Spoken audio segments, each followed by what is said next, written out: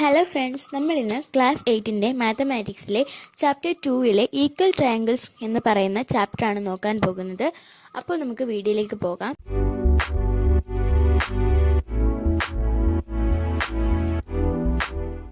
അപ്പോൾ നമുക്ക് പഠിക്കാം. Sides and angles. We know how to draw a triangle if lengths of sides are specified. For example, how do we draw a triangle with lengths of sides 3 cm, 4 cm and 6 cm? നമ്മുടെ ഇവിടെ പറഞ്ഞിരിക്കുന്നത് 3 സെൻറ്റിമീറ്ററും 4 സെൻറ്റിമീറ്ററും 6 സെൻറ്റിമീറ്ററുമായിട്ടുള്ള ഒരു triangle വരയ്ക്കാനാണ്. നമുക്കറിയാം ഒരു ട്രയാങ്കിളിന് 3 sides ആണുള്ളത്. അപ്പോൾ നമുക്ക് 6 centimetre base ആയിട്ടും വരയ്ക്കാം, 4 സെൻറ്റിമീറ്റർ ബേസ് ആയിട്ടും വരയ്ക്കാം. We have seen in class 7 that this can be drawn in several ways. The section lines and math of the lesson triangles. നമ്മൾ 7ാം ക്ലാസ്സിൽ പഠിച്ചിട്ടുണ്ട് ലൈൻസ് ആൻഡ് മാത്ത് എന്ന് പറയുന്ന ഒരു ലെസൺ. അതാണ് ഇവിടെ പറഞ്ഞിരിക്കുന്നത്. അതുപോലെ തന്നെയാണ് ഈ ചാപ്റ്ററും.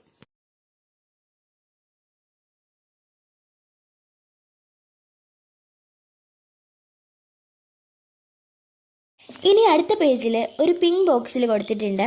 If the lengths of the side of 2 triangles are the same then their angles are also the same.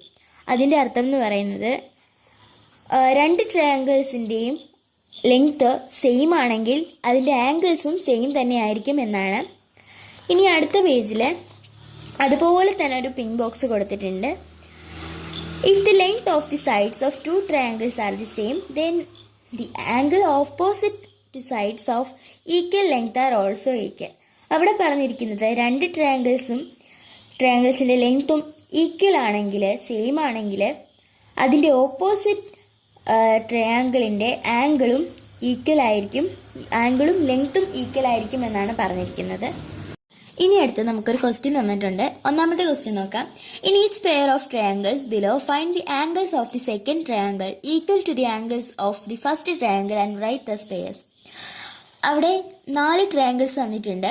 ഇവർ പറഞ്ഞിരിക്കുന്നത് ആ 4 ട്രയാങ്കിൾസിൻ്റെയും പെയറുകൾ ഈക്വൽ ആണോ എന്ന് കണ്ടെത്തി എഴുതാനാണ് പറഞ്ഞിരിക്കുന്നത്. അപ്പോൾ നമുക്ക് അതിൻ്റെ ആൻസറിലേക്ക് പോകാം. അപ്പോൾ നമുക്ക് ആ ട്രയാങ്കിൾസിൻ്റെ പെയർസിനെ മാത്രം എടുത്ത് എഴുതാവുന്നതാണ്. നമുക്ക് ട്രയാങ്കിൾസിൻ്റെ പേരും തന്നിട്ടുണ്ട്.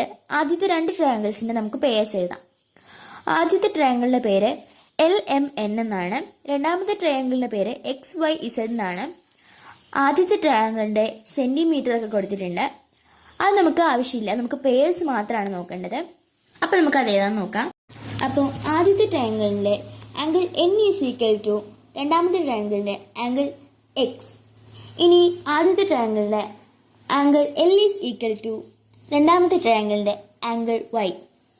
ഇനി മൂന്നാമത്തെ angle M is equal to രണ്ടാമത്തെ ട്രയാങ്കിൾ ആംഗിൾ Z. അപ്പോൾ നമുക്ക് മനസ്സിലായി ഈ പെയർസ് എല്ലാം കറക്റ്റ് ആവുന്നുണ്ട്. ഇനി നമുക്ക് രണ്ടാമത്തെ ക്വസ്റ്റ്യനിലേക്ക് പോകാം. In the triangles shown below AB is equal to QR, BC is equal to RP, CA is equal to PQ. അവിടെ അവർ ഹിൻ്റ് എല്ലാം തന്നിട്ടുണ്ട്. ട്രയാങ്കിൾസ് നോക്കി കണ്ടുപിടിക്കാനും പറയുന്നുണ്ട്. അവിടെ ട്രയാങ്കിൾസും ABC first triangle, second triangle RPQ. ആ ഫസ്റ്റ് ട്രയാങ്കിളിൻ്റെ ആംഗിളും അവിടെ മെഷർ ചെയ്ത് കൊടുത്തിട്ടുണ്ട്.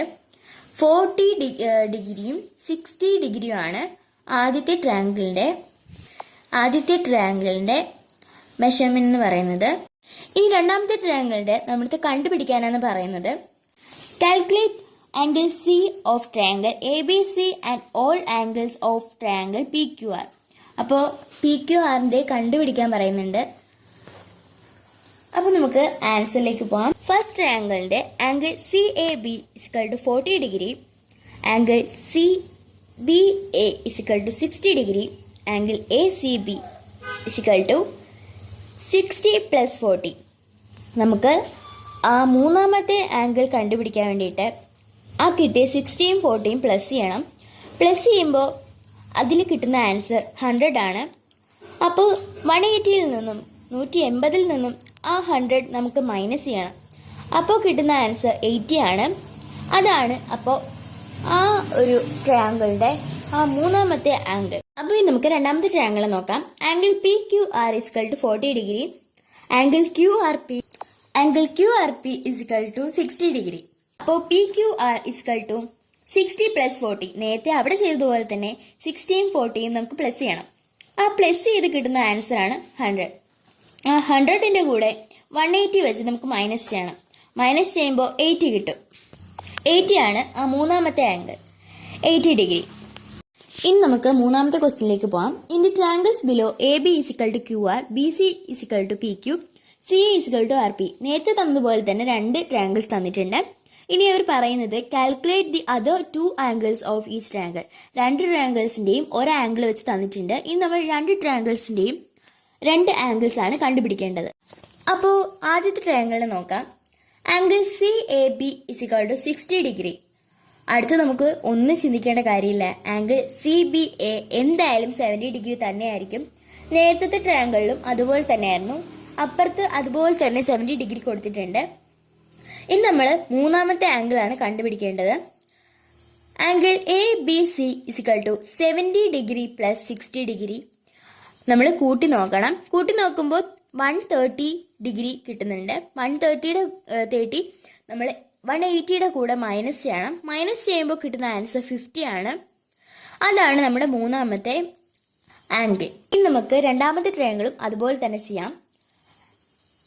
Angle R P Q is equal to 60 degree, angle R Q P is equal to 70 degree, angle P Q R is equal to ബ്രാക്കറ്റിൽ 60 degree plus 70 degree minus 30 degree. അത് 180യിൽ നിന്നാണ് minus ചെയ്യേണ്ടത് 30 ഡിഗ്രി.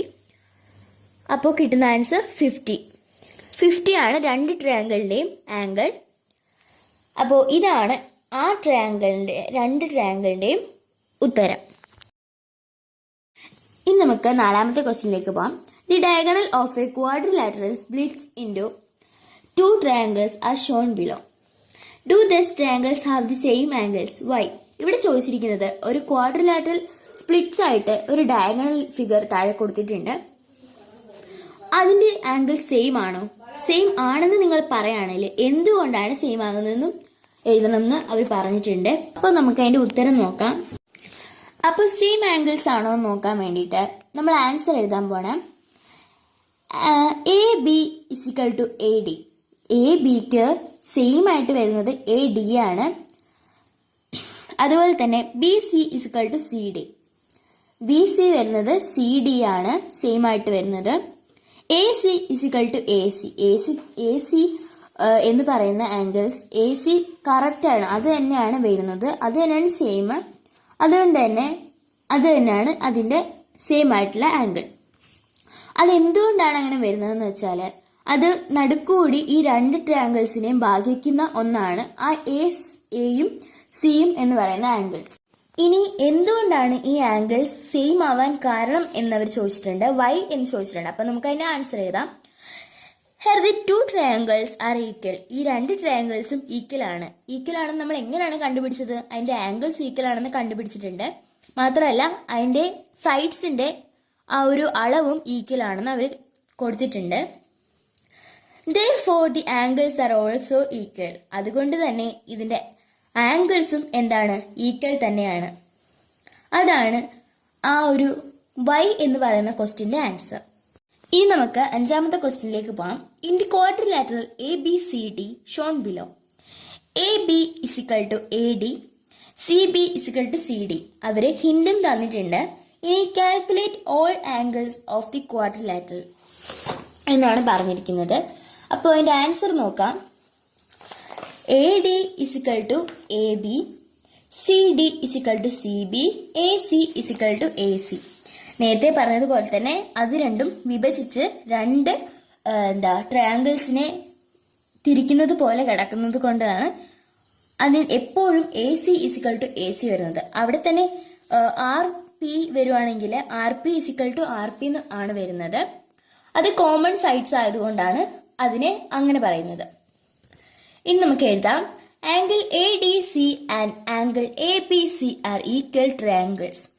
ആംഗിൾ എ ഡി സിയും angle A B സിയും 2 triangles ആണ്. അപ്പോൾ അതെന്താണ്? അത് ഈക്വൽ ആണെന്നാണ് പറയുന്നത്. Triangles are equal is equal to A D is equal to A B. A ഡിയും എ ബിയും ഈക്വൽ ആണ്. Therefore, the angle of ACD is equal to 50 degree. Angle 50 degree എന്നും കൊടുത്തിട്ടുണ്ട്.